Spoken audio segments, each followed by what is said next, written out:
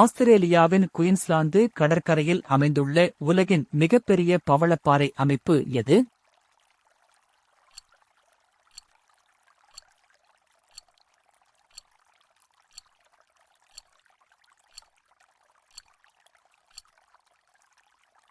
சரியான விடை great barrier reef.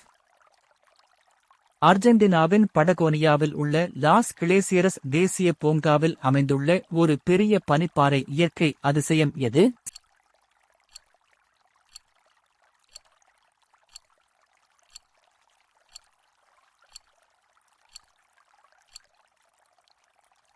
சரியான விடை பெரிட்டோ மோரேனோ பனிப்பாறை.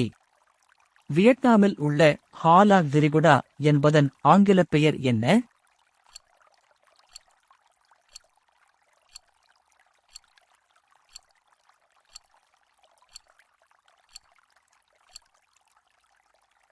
சரியான விடை இறங்கும் டிராகன்.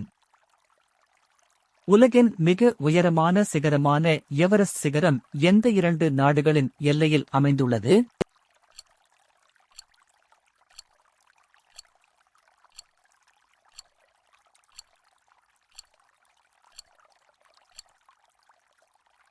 சரியான விடை நேபாளம் மற்றும் சீனா. அமெரிக்காவின் அரிசோனாவில் கொலராடோ நதியால் செதுக்கப்பட்ட ஒரு பரந்த பள்ளத்தாக்கு என்ற இயற்கை அதிசயம் எது?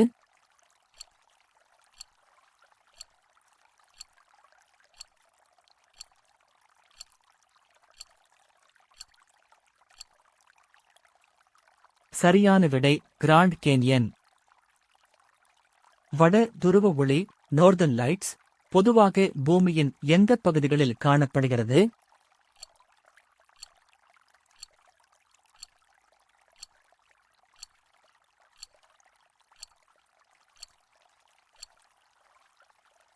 சரியான விடை உயர் அட்சரேகை பகுதிகள் ஆர்க்டிக் மற்றும் அண்டார்டிக் அருகே.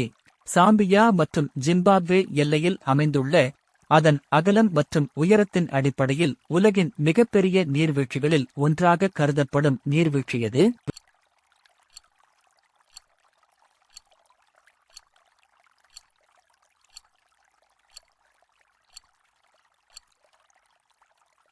சரியான விடை விக்டோரியா நீர்வீழ்ச்சி.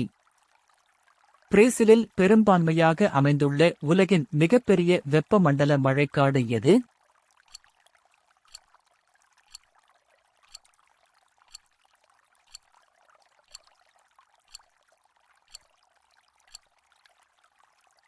சரியான விடை அமேசான் மழைக்காடு.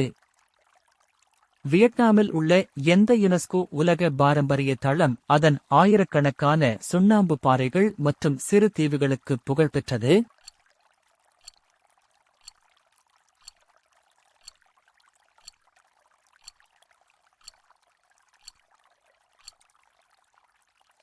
சரியான விடை ஹாலாங் விரிகுடா. கலாபகோஸ் தீவுகள் அவற்றின் தனித்துவமான வனவிலங்குகளுக்காக புகழ் பெற்றவை. இது எந்த விஞ்ஞானியின் கோட்பாட்டை பெரிதும் பாதித்தது?